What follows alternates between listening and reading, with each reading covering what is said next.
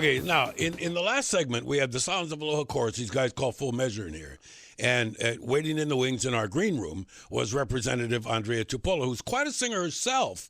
Now, I'm not going to make her sing this morning because it's too early. It's 7 o'clock in the morning, but she could if she wanted to. But first of all, before we get into anything political and otherwise, good morning. Good morning. It's so nice to see you. And you know, people don't know, those that maybe don't know, that you've been involved in singing and voicing in this for a long time, right?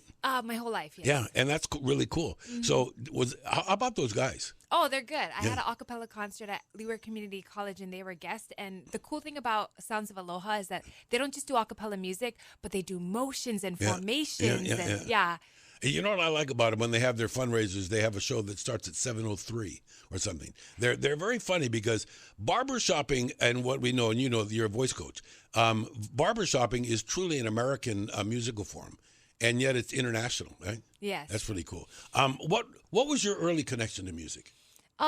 As a young child, my mother is a music teacher. She still is till today. Mm-hmm. So I think I started singing in choirs because my mom was teaching at Chaminade. So did you have a choice, or was it like you're coming? No choice. Yeah. It was get over here. We're missing a tenor. Yeah. You sing tenor part. We're missing an alto. You sing alto.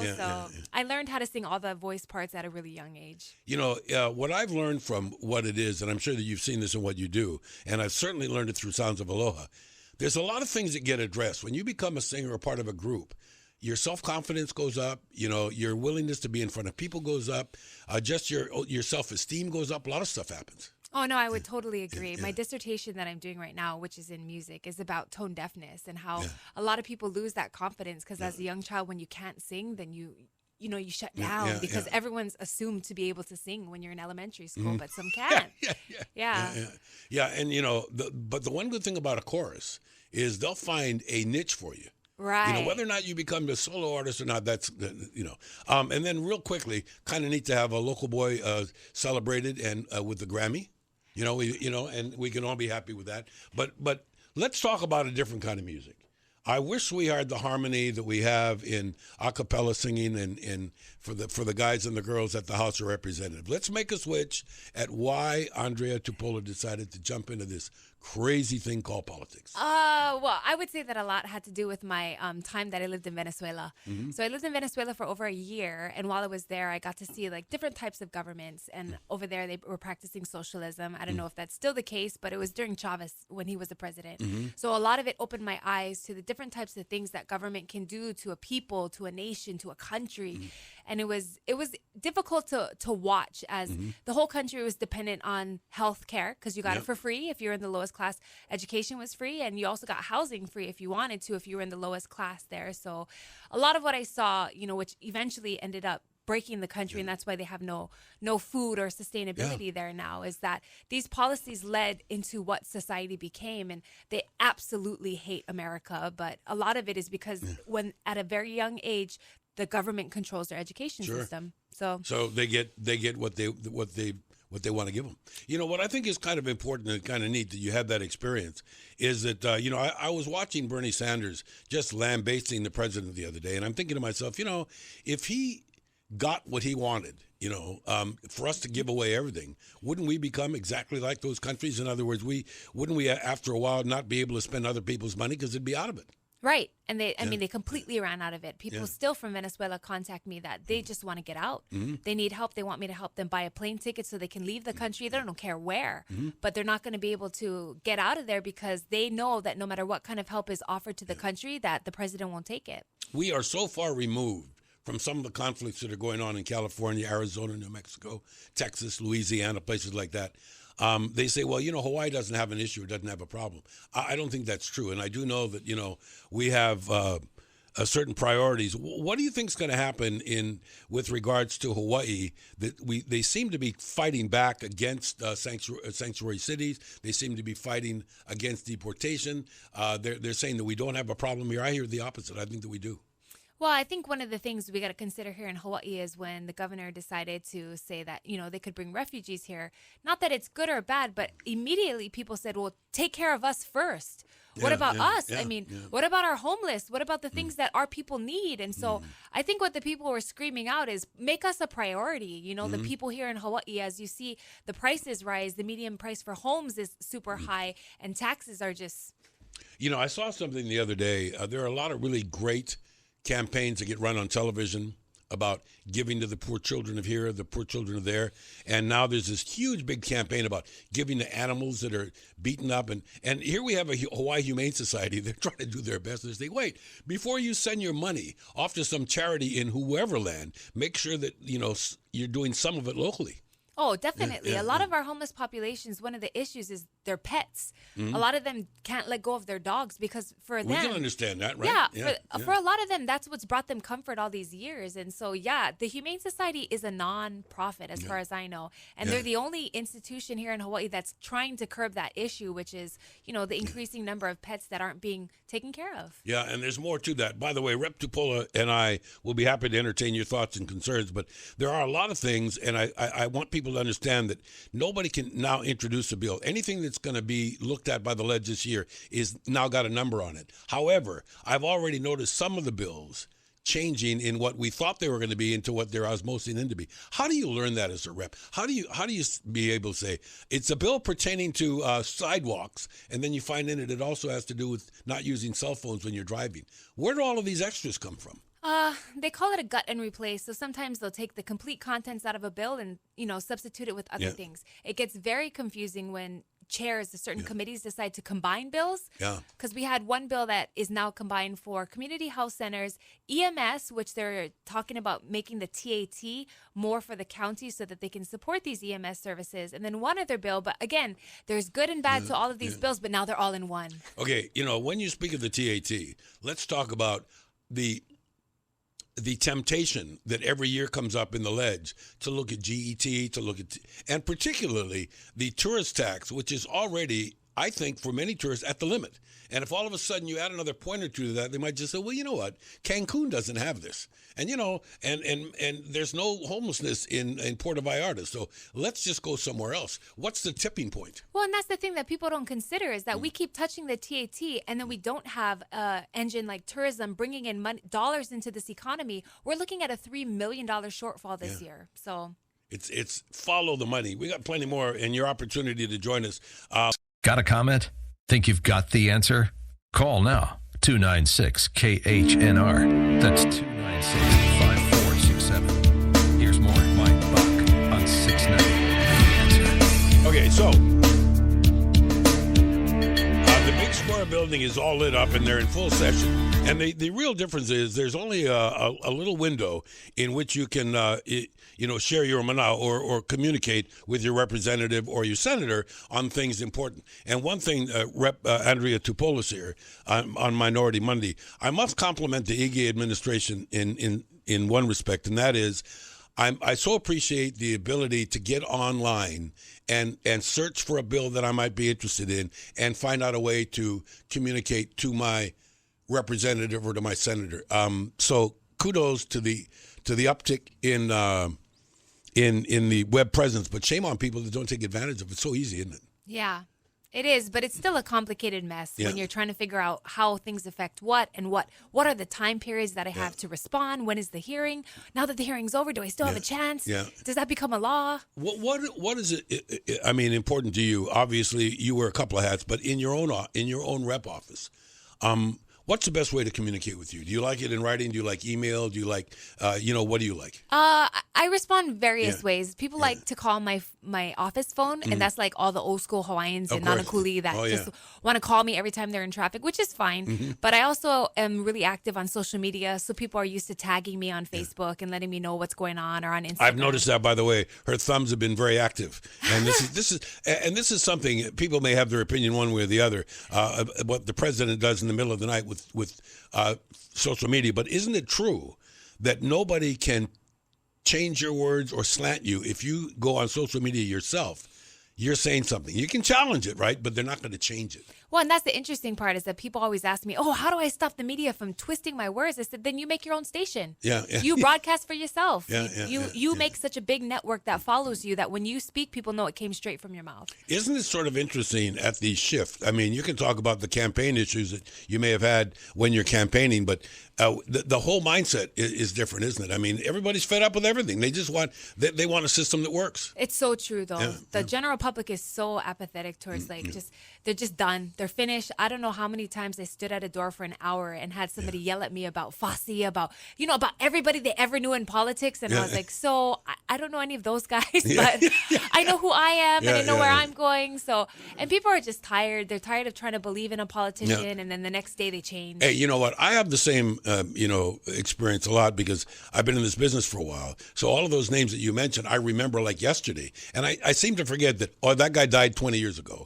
or that guy failed to get reelected, or that guy quit, or that guy took bribes and he's no longer around. So, but the new guys are. So I think that's another interesting thing. Let's talk about how important it is when a newbie comes along like you were before and has to have a staff and fight. Okay, I don't know about this. Go find out about this. If people can expect that I have an opinion here, go give me some info. How's your staff? Oh, my staff is amazing. Yeah. We definitely have A-game players. I would say, though, that there's always this stigma in the Capitol that you should hire people that know what they're doing, because there's a list that you can draw from that used to work for a previous senator. Sure.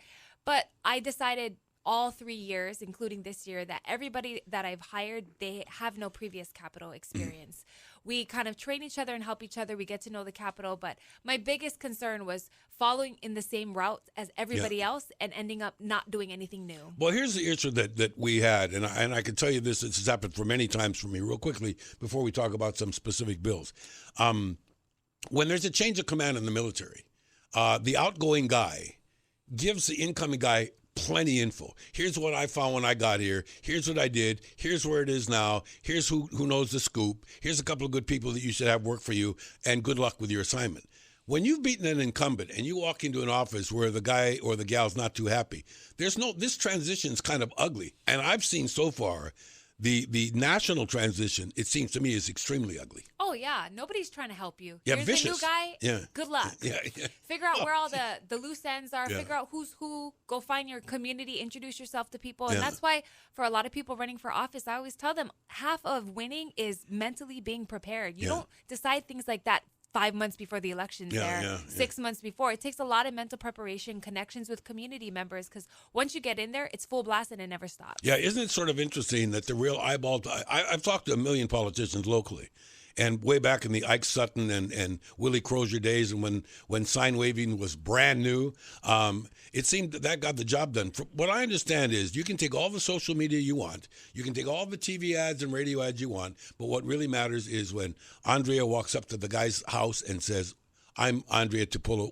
What can I do for you? Oh, it goes 10 miles longer. Yeah, than I bet. One piece of mail that gets dropped at your house. Okay, let's talk about a couple of these things that are on the front plate. One of the things I noticed the other day, there was some very emotional stuff going on about assisted suicide. And one of the guys being a big part of that was former lobbyist, very effective communicator John Radcliffe, who is obviously in the latter part of his life. He's got cancer. He's the clock is ticking.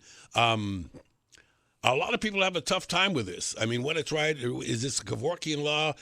What are you hearing? I mean, by the way, your neighborhood would be a great place to hear this because you are really where there's a lot of family, a lot of Ohana. What do people think about this? What are you hearing? Well, I think the thing that we shouldn't separate is the fact that suicide is suicide, whether it's for teenagers, adults, old folks, people with chronic illness, because there have been young children that have had chronic illnesses, that terminal illnesses, and there's a boy named Luke, and he became a spokesperson for the assisted suicide movement. And basically what he said is that he had this illness that basically gave him cancer, and he was by the doctor told that he was going to die.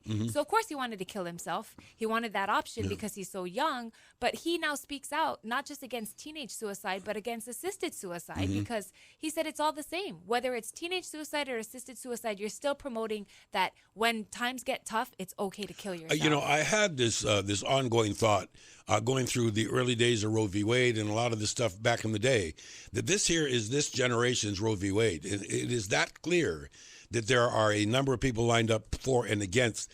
And you may not have any other common ground when you talk to somebody except you would agree or disagree on this issue. Seems to be pretty contentious.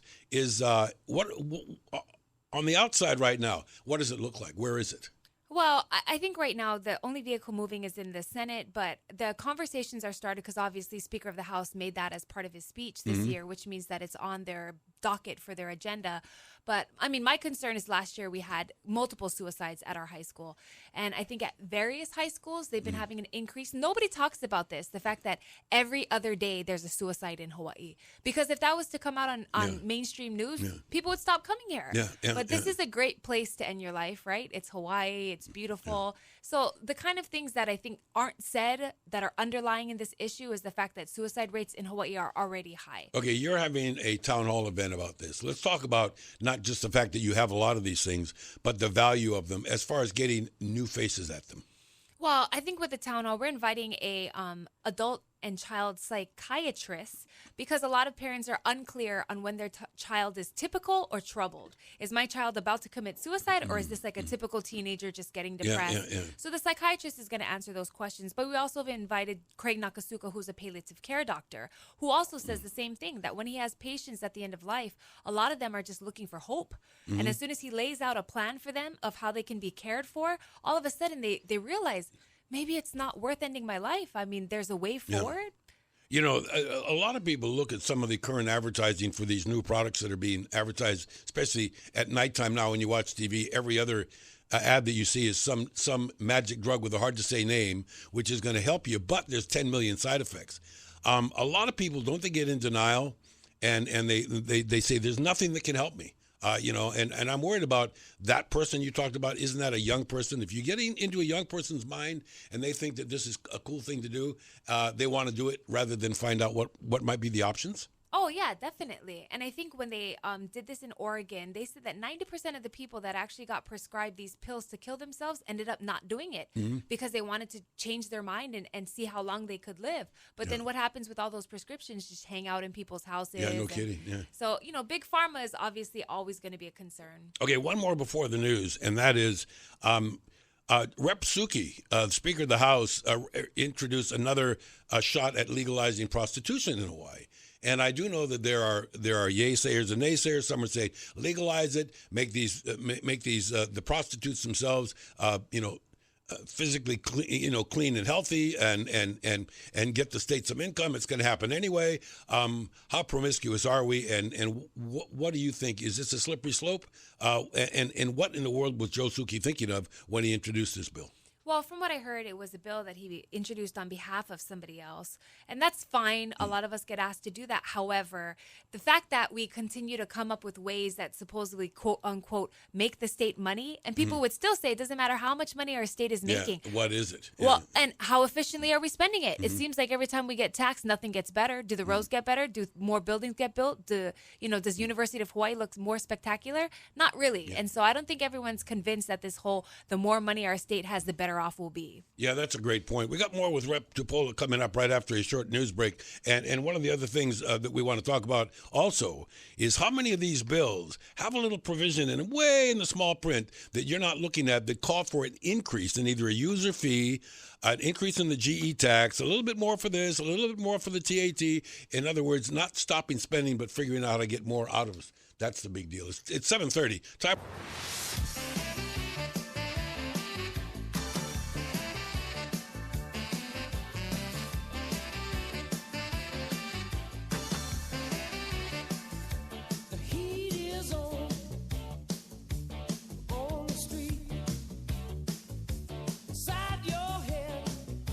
Okay, so Rep. Andria Tupola is here, and we're talking about some of these bills.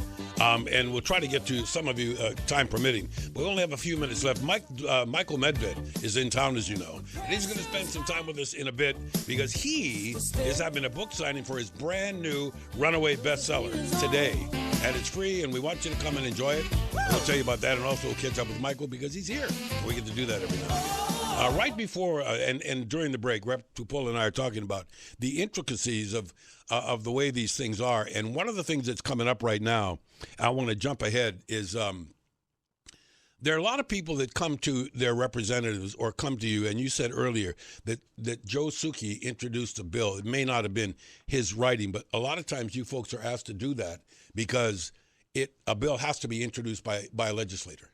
Yes. So if I am a John Q. citizen, I have a really good idea, and I do my homework, I would come to you and say, hey, Andria, I'm a constituent. Can you take a look at this, and can I get your support? Is that how it works? Oh, yeah, exactly. People have emailed me about contractor issues, about electricians licensing, about Aaron's Law. Everyone emails me and says, hey, take this, make it into legislation. It's going to make everything great. Okay, so that means you have to vet it out yourself, because I do know that there's some ways that you have to be nice to a constituent and explain that when you put a bill in, that if you're not 100% for this, you might indicate to the rest of the committee or to the rest of the legislators, hey, I did this under pressure. You could, you could. And in other words, I'm introducing this on behalf of somebody else. This is not my work. Well, and I think that people don't realize how many times a bill has to go through the legislature to become law. I mean, some of the bills that we're hearing, this is their 10th, 16th time through the legislature, and a lot of times it's because you have to get that many people to agree that this is a good thing, that it's a priority. There may be changes in nationally about education. I do know that there's a lot of stuff going on in the nation's capital. It's obviously not a problem unique to Hawaii. We have a problem everywhere about this.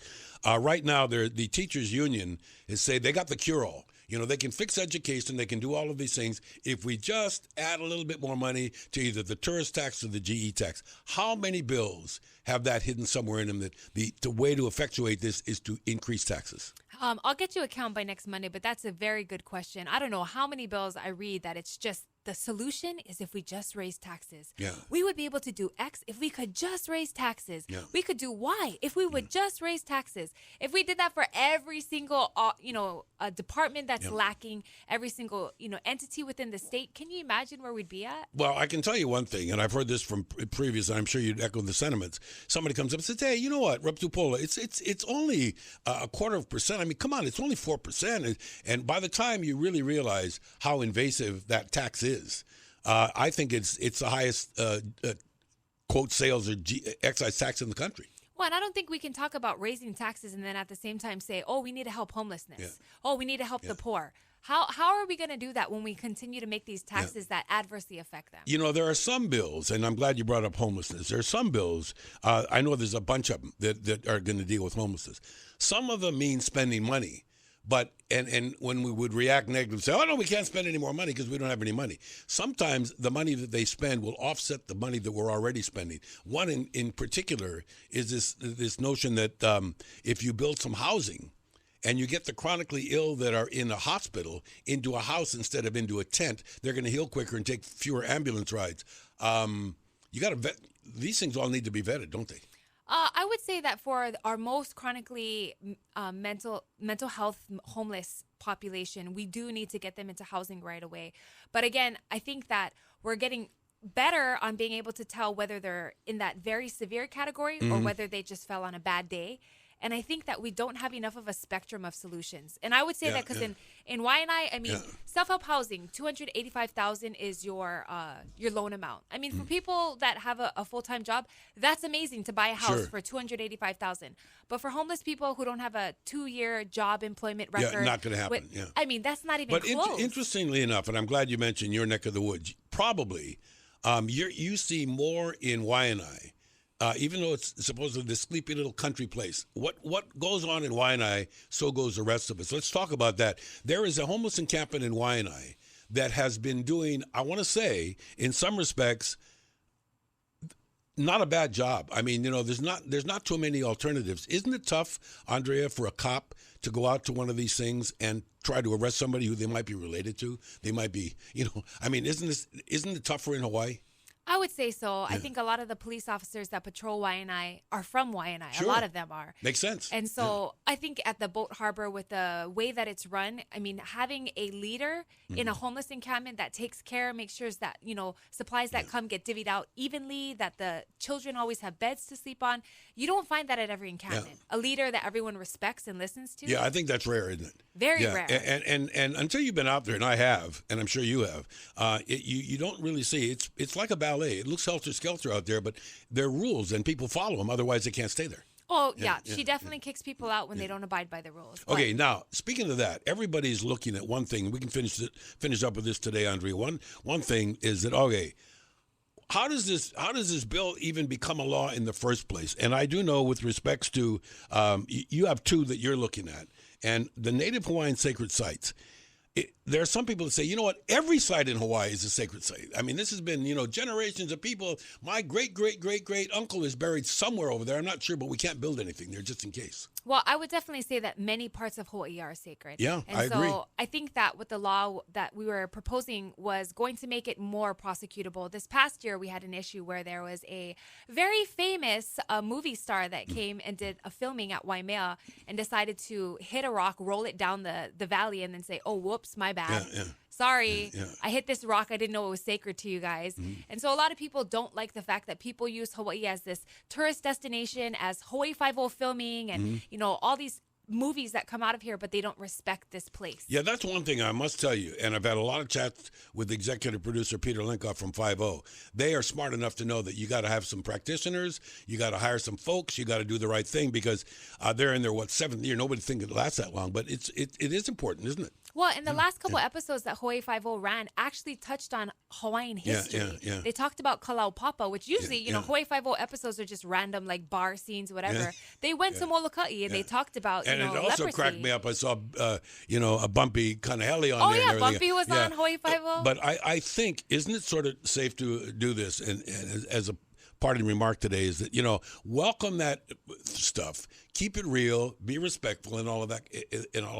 What is the gist of the Native Hawaiian Sacred Sites Bill that you're championing? There is only one word change. It's because in the law it states that somebody can only get prosecuted for desecrating a sacred site if they know that the people who consider it sacred would rise up against them. Gotcha. That's what it says. So, I mean, it's literally not prosecutable. I mean, who is going to do it and say, oh, I knew they were going to get mad and I purposely did it? Okay, so. Final question is this, and we have this come up an awful lot. There are a lot of bills to do with homelessness that are sort of defining things, because there are a lot of groups out there saying that you can't go on the side of the road and take care of somebody who's in trouble because they have rights. In other words, you can't make somebody take a med. You can't make somebody go to the doctor. You can't make somebody come in out of the rain. And there's some people that say you have to write special laws that circumvent that make it possible for those that know what they're doing to go in and mandatorily treat somebody that needs treatment. I think we just need to be careful with all these homeless laws that we're not making it more difficult to solve the problem. Because I would say this circumvent word that you use is exactly what we might need. We can't get around it with the new SBO law, which makes it the stored property ordinance, where they actually put everyone's belongings in containers and save it. But nobody comes back to get those belongings. Okay, we have had some that have been waiting for a while to speak to that we have not been able to get to because of constraints and some of the other questions, but we do have time for at least one. Don is in Honolulu. Hey, Don, good morning. Good morning. Thank you for waiting. What's up? We're concerned about this House Bill 1143, 44, 45. The increase in the fuel tax, motor weight tax, and vehicle registration fee. Because the city's trying to raise those too. So by the time I figure it out, I think my car to drive on the road is going to almost double. Oh, definitely. That's very scary. Yeah. I mean, it's already so high, though. I mean, my car registration is, $350 every year, and I just drive a Toyota Camry. Yeah. Right. Yeah. So what are you going to do about this? Well, I think especially because DOT is constantly saying that they don't have enough revenue, so they need to raise tax because the gas tax, is going down because people aren't depending on fossil fuel. The conversation we had at these conferences is we need to come up with more creative revenue sources than just, that tax is getting taken down, so we got to raise some more taxes or raise fees. I don't think I've heard too many conversations about creative revenue options. Oh, yeah, because we don't talk about that. Oh, yeah, we don't talk about that. Hey, thanks for your call, Don. And Rep. Andria Tupola, thanks for being here. We'll see you next week. All right.